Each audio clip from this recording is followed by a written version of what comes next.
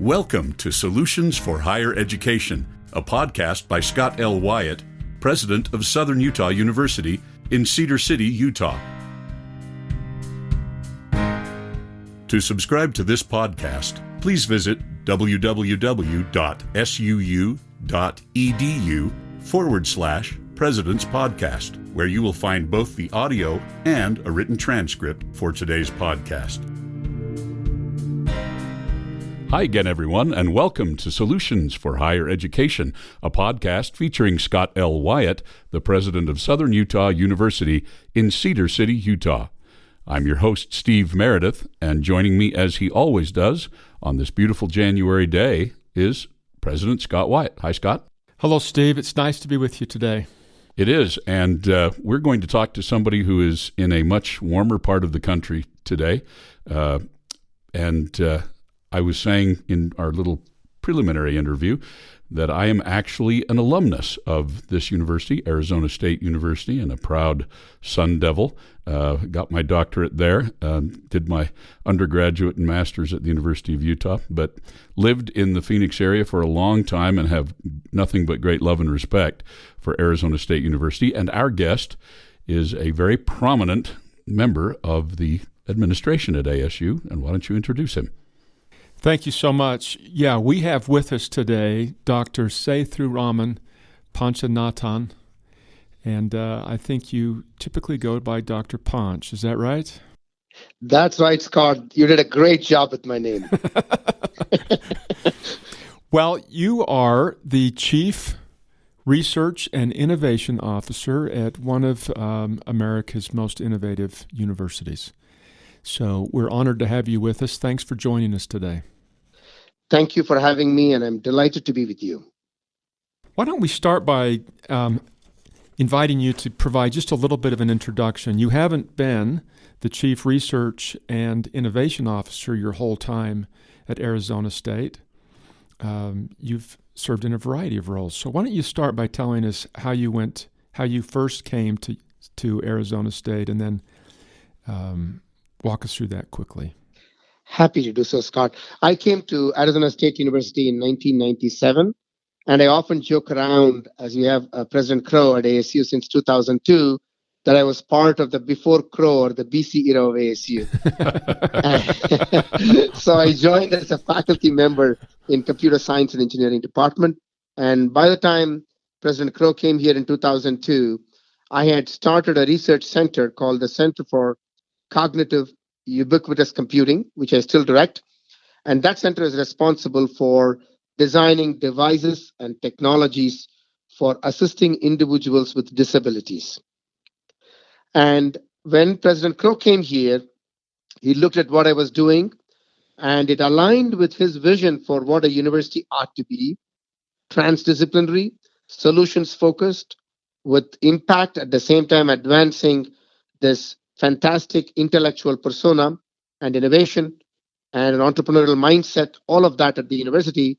And he saw what we were doing at the center that had those elements. And so he asked me if I would lead the computer science and engineering department. And so I became the chair of the department soon after he arrived here.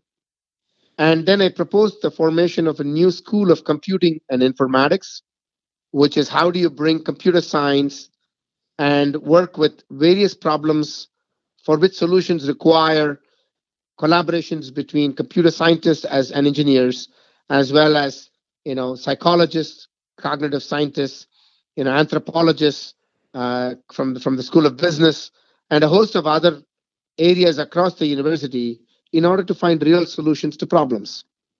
So this school then is evolved and matured and is doing exceedingly well as one of the schools in the Fulton Schools of Engineering. And then in 2009, I came to the central administration as leading the research activities as a chief research officer. And then over the years, I've taken on the roles of also coordinating entrepreneurship and innovation, corporate engagement, global development, strategic partnerships, economic development, and clinical partnerships. So the portfolio has grown, and now I'm the executive vice president and the chief research and innovation officer at ASU. Through this, set of roles at the university, I've had the good fortune of interacting with thousands and thousands of students and hundreds of faculty who all are tremendous assets driving this institution into the future. And blessed to work with my colleagues and with President Crow and his fantastic vision for the university. It's been a privilege and an honor to serve at Arizona State University. Why don't we, thank you so much, and what an exciting opportunity to be part of leading innovation at such an impressive place. Why don't we start some of our conversation here with about ASU's charter regarding inclusion. Can you tell us a little bit about that? Absolutely. If you look at most universities, clearly, we're all looking to get the best and the brightest talent into the universities. And one way of doing that is by saying that we would take the typical, what is the SAT score, what is your high school GPA, and other metrics by which you then start to look at the various applications, and then you weed out those people that you do not admit to the university, and you take the top whatever percentage that you decide to take because you have a certain number of slots in the university. And that's the modality of admitting students to the university, which you could characterize as a process of exclusion, right? Now, Right. At ASU, we have taken a different approach. As part of what the charter says, we measure ourselves by not who we exclude, but by who we include and how they succeed. In other words, if there are students who are capable of going through a post-secondary education experience, and we then ensure that they're given the opportunity to come into the university so that they might thrive in the university and becomes a place where they can express their talent and therefore given the opportunity to really build their skill sets, mindsets, and career aspirations through the process of going through the university. And when you do that, oftentimes the feeling is if you're including these students from various socioeconomic demographic, then you might not be excellent. Somehow, access and excellence do not necessarily go together. In fact, we have challenged that assumption, and we have shown that our excellence through any metric has also shown simultaneous progress. And for example, our research volume has grown at the same time as our student numbers have grown, and that we've embraced the socioeconomic demographic of our state in terms of the admissions. And our research in 2002 was $110 million of annual research. This year, we just finished the year that concluded last June 30th. We call it the fiscal year 18. We are reporting $620 million, $618 million. We are the fastest growing research university in the United States for universities over $100 million. And that's because of the fact that we have shown that access and excellence can not only coexist, but in fact be mutually reinforcing and synergistic.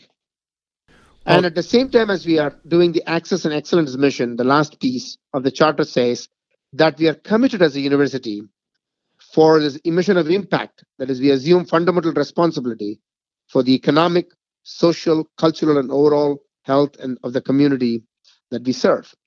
So that we can have access, excellence, and impact as our aspirations, and that we are able to make progress on all fronts is really an exciting thing for us. Yeah, these national rankings of universities typically rank us higher the more people we exclude, suggesting that we're so wonderful because everybody wants to come here and we can only admit a small percentage of them, and they're usually the smartest in that group. And so you've kind of looked that in the eye and said, that doesn't work for us. Yes, this doesn't work not only for us as a university, but as a region, the state, and the nation, because there are so many well-qualified individuals, youth, who need the educational opportunities so that they might thrive and prosper in their future. This is an interesting, I don't want to get too caught up in this, but My dad was a senior researcher and professor at Utah State University, working in the Space Dynamics Laboratory, and the most prolific writer in that group. And he told me that under the current admission standards, he wouldn't have been admitted to the engineering program as an undergraduate. Yes, many folks say that. That's the late interesting bloomer. part. Yeah, exactly. Many of us can attest to the fact that when opportunities are given and the right environment is provided, the right ecosystem is made available, we thrive and we flourish. For example, our student population is socioeconomically identical to the breakdown of Arizona. 53% of Arizona freshmen are from underrepresented populations. And our access and outreach efforts, combined with our financial aid policies and student success programs, have essentially resulted in doubling the numbers of first-generation students over the last decade. So this is huge in terms of being able to provide those opportunities, and you see them succeed, and succeed not just, graduating from the university, but some of them are winners of amazing awards. They get employment in fantastic places, and it is wonderful to see them succeed that way. What do you see as let's talk for a few minutes about ASU Online. What do you see as the differences between the students that are online versus the students that are on your campus taking face-to-face classes? How would you compare those? See, typically you find the 18 to 24-year-old demographic of students, they thrive in an environment where, you have the face-to-face, you have the community of students that they come with, and there is a lot to be had in terms of the experience of being in a university setting on campus. Clearly, there is tremendous value, and we see that in our students. But then there are many, many, many thousands of students who never had the opportunity to graduate for a variety of reasons. They had to exit and go and take on work in order to be able to support their families, or those kinds of situations that they require them to not necessarily be at the university for the length of time it takes to graduate.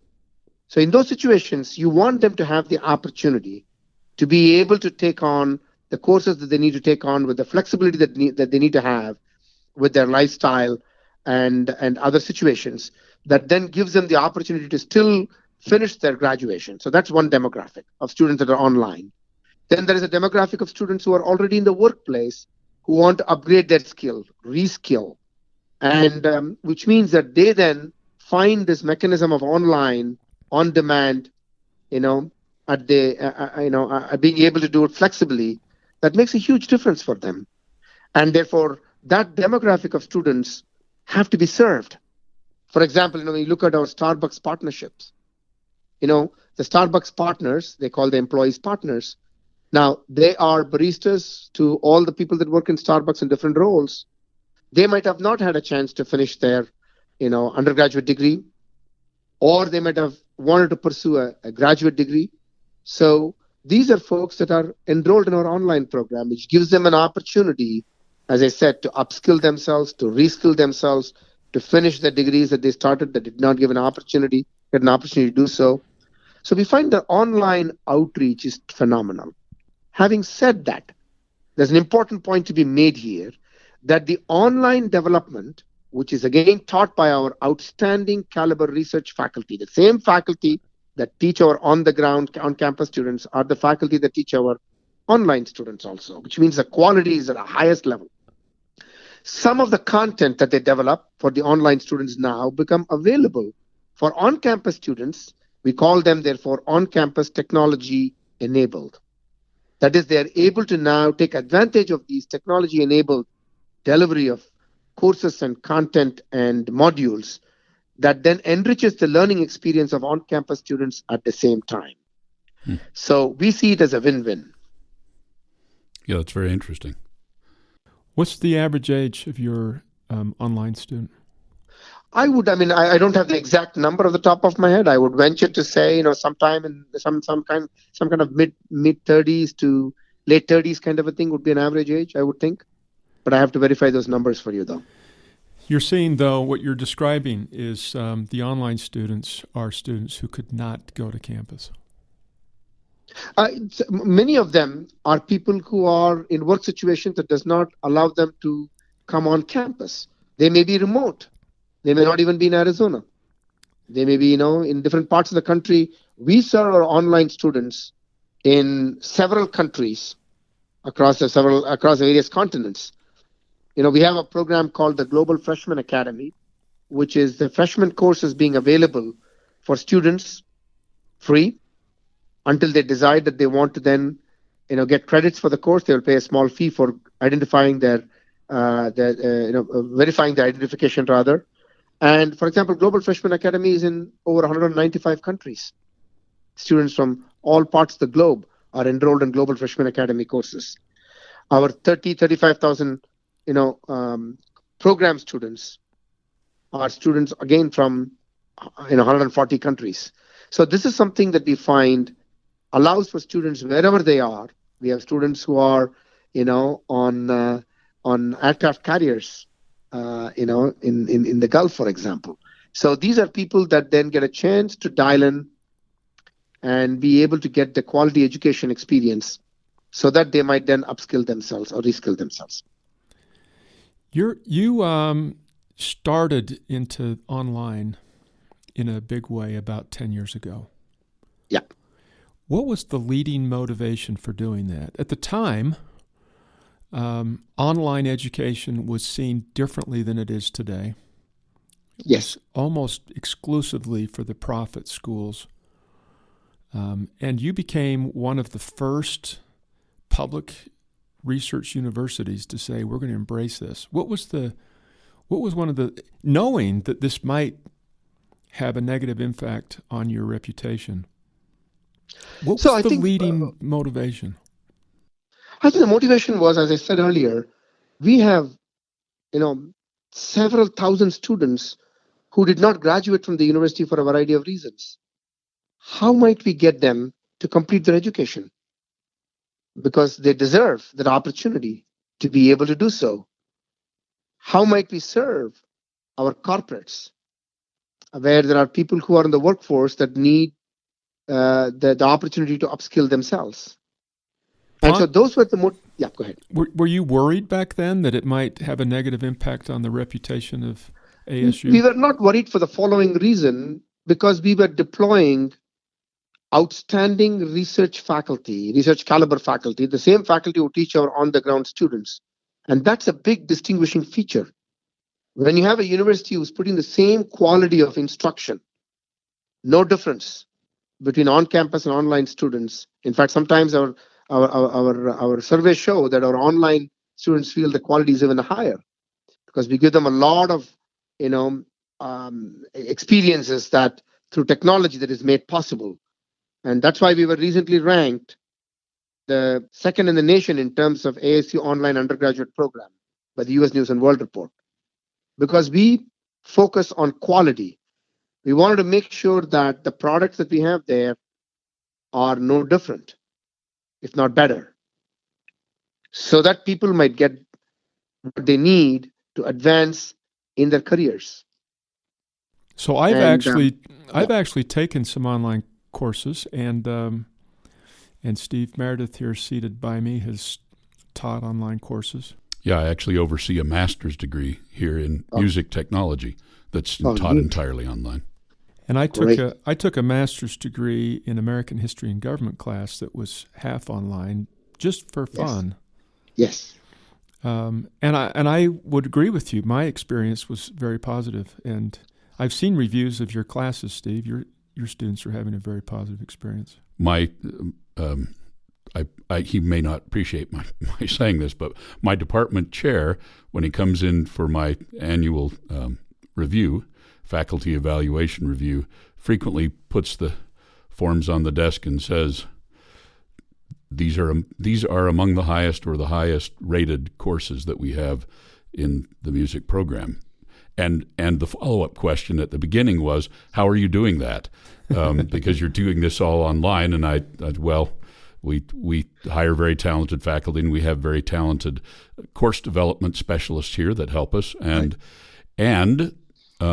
I'll circle back to what President Wyatt was saying. When you all started this in earnest 10 years ago, if we think back about technology the way it was 10 years ago, if you haven't visited an online course in a while, I think people would be shocked at how much they have changed and how much they have improved, and how much the technology has allowed for greater interaction between student and faculty member. And I, to be honest, I was a little bit of a skeptic. I'm an ASU conservatory trained classical musician, and I was a little bit skeptical about delivering an online program, despite the fact that it was in music technology, delivering it 100% online. And I will say, I am an evangelist for that now. I regularly speak in our cabinet meetings and other places about the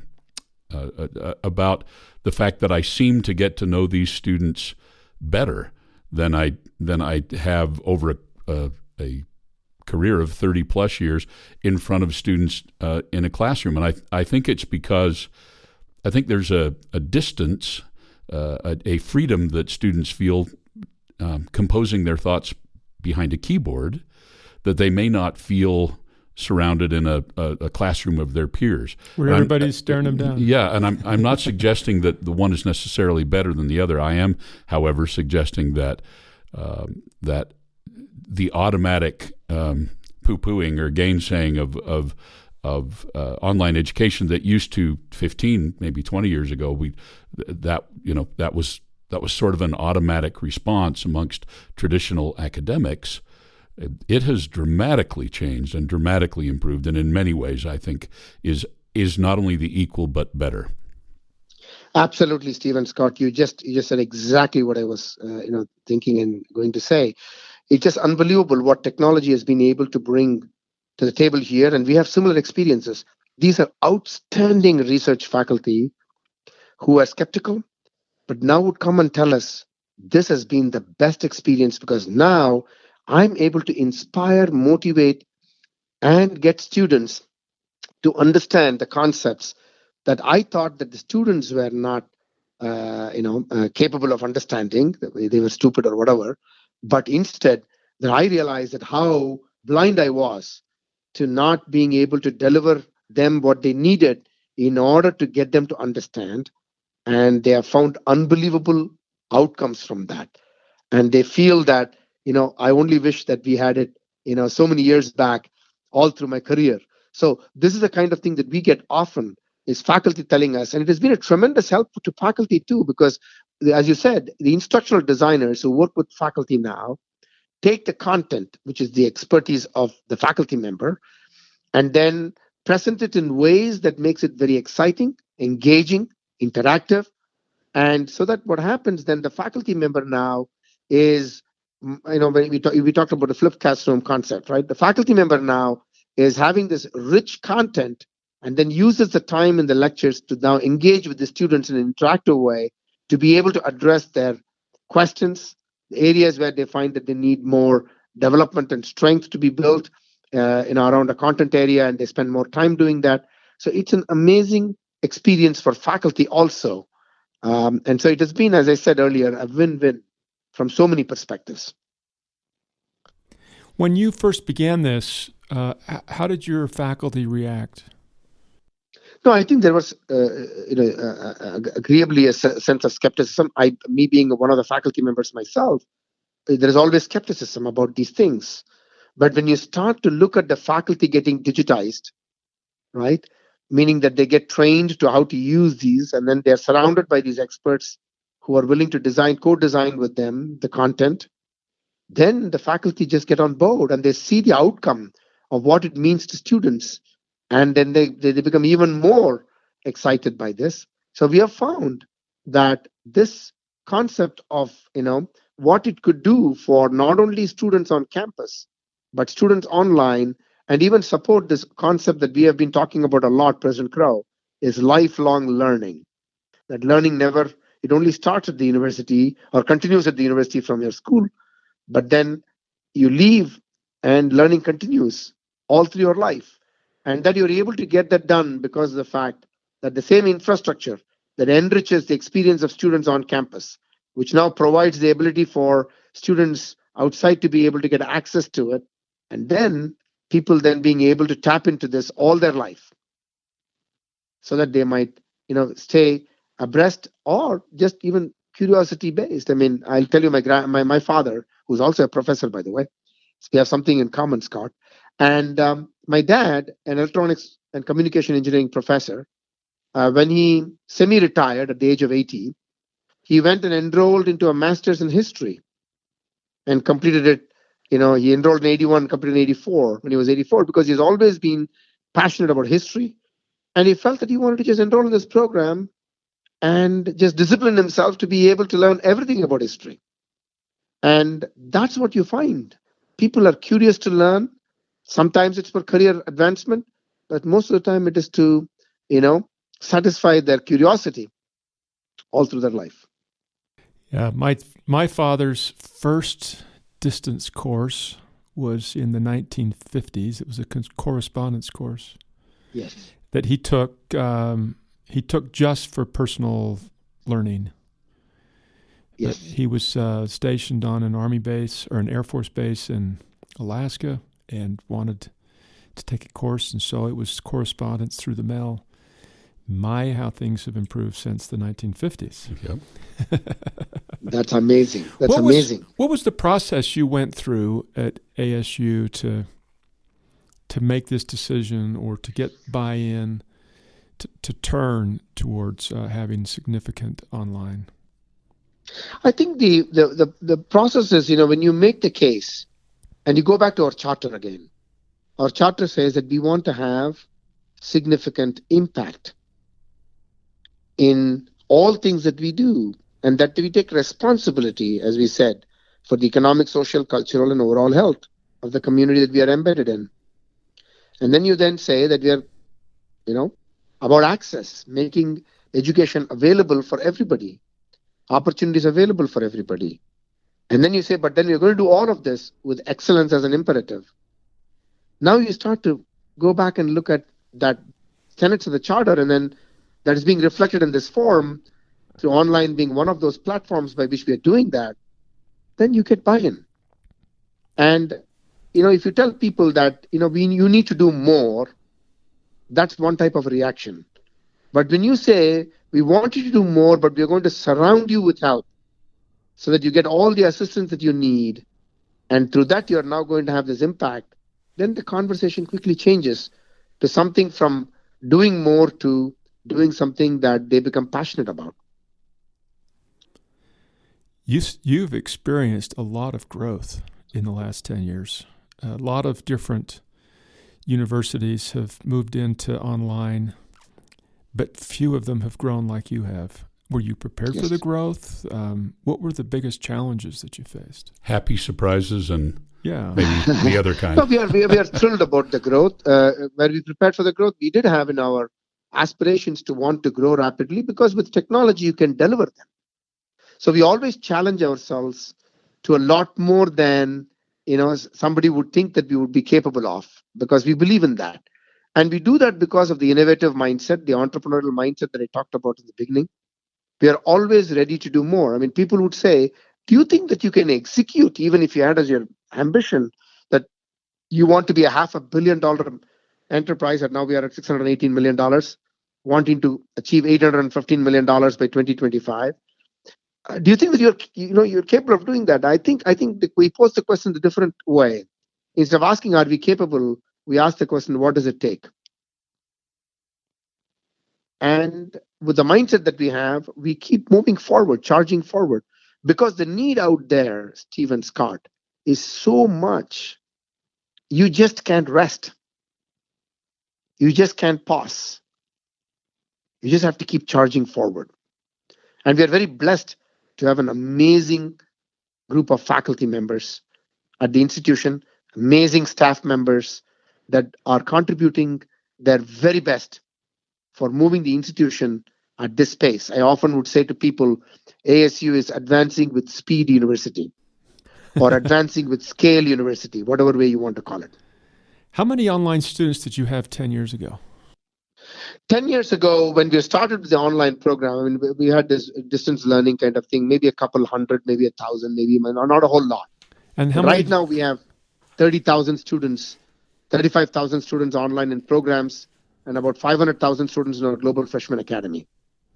500,000 in the Freshman Global Academy. The Global Freshman Academy, yeah. Wow. So you're adding online students, you're adding more than 3,000 a year average over 10 years. Yes. That would be a good way of looking at it. Yes. That's a pretty good Yeah, growth. because I'll when say. President Crow started this, you asked me, where we prepared for the numbers. President Crow, when he started this, 10 years ago, basically the aspiration was the following: that we would have 100,000 on-campus students and 100,000 online students, 1-to-1, degree seeking, and then now he's talking about 1 million students in terms of Global Freshman Academy. I mean, so the aspirations are always, far ahead of where we are, but that's what challenges us, motivates us, and gets things done. How do you market or how do you get the word out about the So we have Global a- the Global Freshman Academy? I think we have partners. We have edX as a partner. So the MIT edX at MIT. So we have partners that we work with. One of our content delivery partners is Pearson.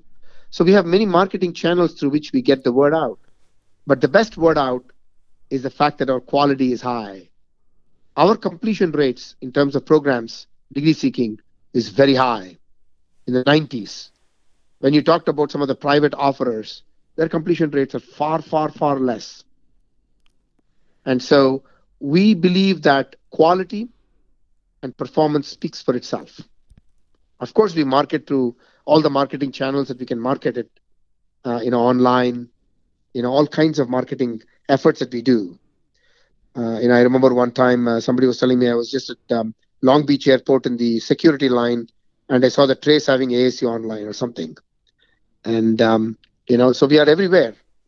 But that alone is not sufficient. Is that you have to show that we are also, delivering the quality. And at the end of the day, it's about partnerships, right? Anything that we do is about finding the right partners, working with the right partners. Starbucks has been an amazing partner for us. Adidas and Uber are now amazing partners. There are many. Mayo Clinic is our comprehensive clinical partner. We have so many partners because we believe partnership is a way in which you get things done at scale. Yeah, it's hard to do things alone. With Coursera, for Coursera, for example, we're doing the Master of Computer Science. And so this, again, a partnership. I mean, it's all about partnerships. How do you distinguish, help us see the difference between the freshman global students and your regular online students or face-to-face students? Can anyone sign up for this free freshman experience? Yeah, Global Freshman Academy is free for anybody who wants to pursue freshman courses, no problem. If they eventually want to take that and then they feel that, hey, I've gotten the content, well underway, and I would like now to be tested and certified for me, then we have a small fee for that, so that they get the credits for it. So if I lived in Phoenix, Arizona, could I take that? Oh, absolutely. You can take anywhere, wherever you are. Does it affect your bottom line? Has it had any impact on revenue? No, I mean, we find that the more those students are going to now come back and engage with us in terms of becoming degree seeking students, right? So it all works out at the end of the day. I always find when you do good deeds never go, Never go unpunished. In this case, good deed always pay. That's right. Produces it rewards, and we see that. We see that. Do you still have students sign up for your ASU online and just pay right up front, or do they all start in this Freshman Global Academy for free? No. Many of them go directly into their academic programs, and they pay and they just get started right away. Global Freshman Academy is only for students who are thinking about whether they want to get into college and they want to experience the courses. So they sign up, they take the courses, are they graded like anybody else? Or Yes, is it just taking the courses? No, they take the courses, they are graded, and then if they want to get credits for the courses, then they have to verify They their sign up. ID and then take the, yes, exactly. They sign up and take an assessment Yes. to make sure they. Yes, exactly. What percentage of your Global Freshman Academy students convert into degree-seeking students? I wouldn't know the answer to that. I have to ask my online folks. Believe me, Scott and Steve, I'm a computer scientist. I have a lot of data in my head, but that data I don't. I don't blame you, but I have in my head this image Yes. of students in Ethiopia and London and Hong Kong and Yes. India, Yes. where you were born, and all Yes. over the world, people that Yes. on the reservations, people that may Yes. not have any opportunity at all, signing up for free, getting some confidence built up, and Yes. finding a vision that they Yes. didn't have before. Correct. All over the world. Correct. All over the world. That's what is very exciting about this. In fact, we have launched a product called the Digital High School now. And so to motivate students to get high quality instruction in high school. And then imagine the high school students now taking Global Freshman Academy because they want to get advanced learning. And so that they can take these Global Freshman Academy courses. So this is available for many, many people to either try out how it feels like or get comfortable with the freshman content and or understanding what it means to be in college and get a level of confidence developed before they actually enter college. We've just been through a similar thing. We recently have been approved for a dual enrollment partnership with our local technical school, which sounds like it's not a big deal, but we exist in two different worlds. They're clock hours and competency based, and we're credit hours and Carnegie based. And we did it for the exact same reasons. We want those students who are going to technical school and who may not at this time or may not ever have imagined themselves as university students to begin to accrue credit at the university for their work, so that should they decide to come over here, they've already got quite a substantial leg up towards an associate or a bachelor's degree. Exactly. Our and we have, I'm sorry, our community is very excited about it for all the reasons that you mentioned. That's exactly the case, Steve. And we have tremendous articulation agreements with community colleges to make this transfer process so seamless and simple, because we want to welcome, as you said, the access mission. Going back to the anchor, that we want to welcome students who want to pursue higher education, give them the opportunities, give them the fantastic experiences and high quality education experience. Then it will speak for itself. You talk a lot about this entrepreneurial mindset. Yes. Tell us about that. So I think, increasingly what I find, Scott, is that it is not just enough in the future of work that we talk about to have the skill sets, as important as they are, but also to develop mindsets. An important mindset is the entrepreneurial mindset, which is that you are willing to go and try out things. Sometimes you succeed, sometimes you fail. But just because you fail, you don't stop trying. You keep trying and trying, you fail and fail and fail, and you succeed. So that process of trying and failing, and that not becoming a failure, therefore, but it is a part of your mindset that you build, is exceedingly important for no matter what you do in your life. Whether you end up being an entrepreneur, fine. Whether you're in public service, whether you're in academia, whether you are in industry, it doesn't matter what you do at the end of the day. That mindset, I call it the infection. Once it is there, then it expresses itself in so many forms all through your life. And that you will be willing to take challenges, willing to solve problems, and complain less, do more, and take responsibility. And so we believe that, the mindsets are what you are. And you don't just, this is not something therefore you teach. So the university itself has to be entrepreneurial if you want to now train people to think entrepreneurially, right? That's Right. important. You cannot teach it. You have to be it. You have to be it. As a You have to university. model it. Yes, you have to model it. And when they're immersed in an environment of the being, then they become it. We're all And kind of. that's No, go ahead. that's the most important thing. And that's why, as ASU, whatever we want our students to be, the ideal characteristics, we want the university to be it. It seems like we're all born with the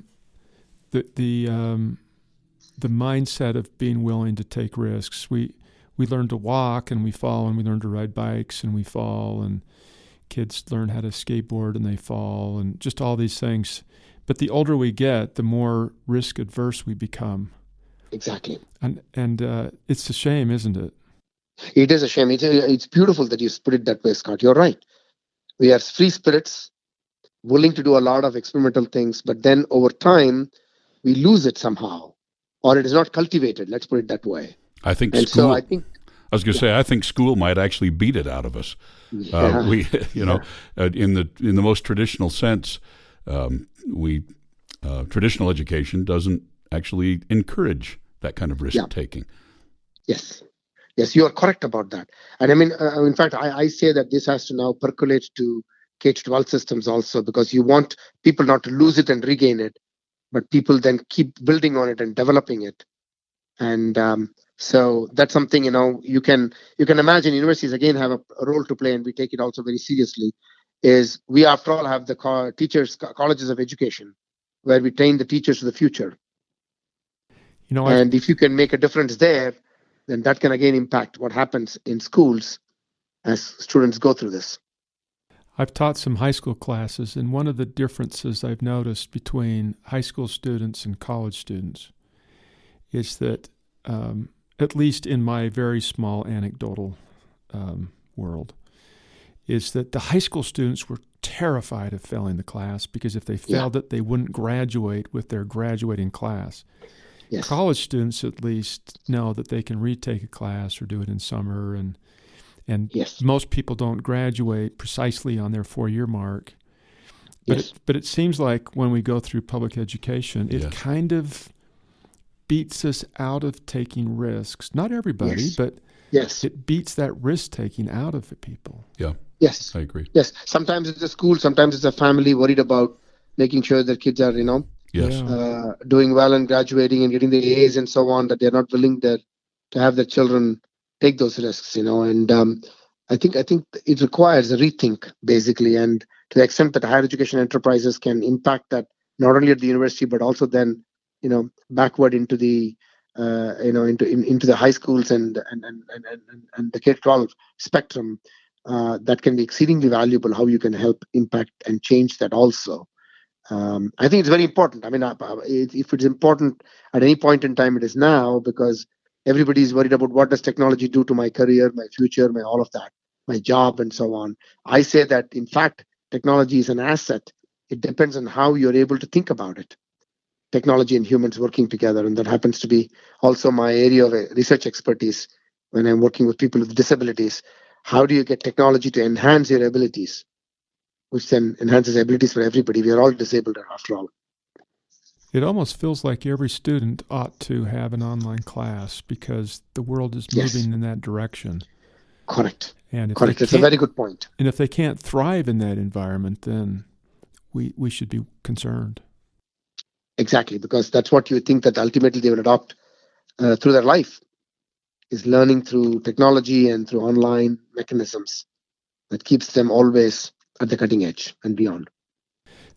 Ponce, this has been so much fun visiting with you. Steve and I like to think that on occasion that we're creative and innovative. But you guys are. You guys are. I enjoy talking to you, by the way. I try to do my best to hang on. But this, you guys are. It's very clear by the way you're questioning and the way we are engaging.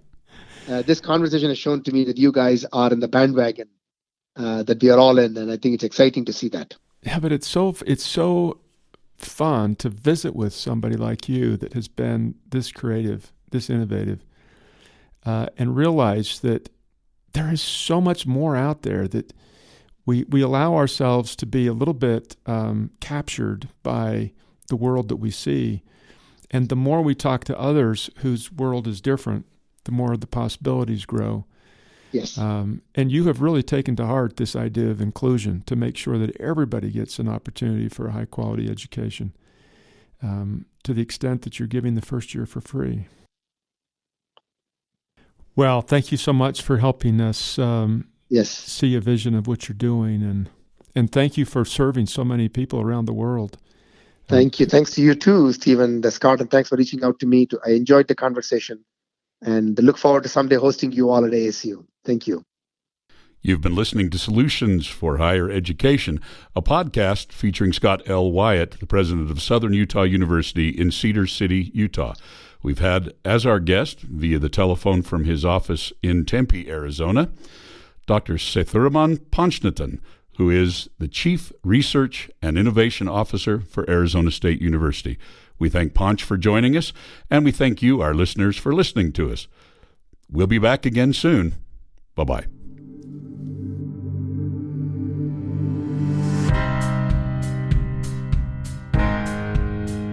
Thanks for listening to Solutions for Higher Education. To subscribe to this podcast, please visit www.suu.edu/President's Podcast, where you will find both the audio and a written transcript of today's podcast. The original music for this podcast was composed by Jack Barton, a master's degree student in music technology at SUU. For more information about Southern Utah University, please visit www.suu.edu.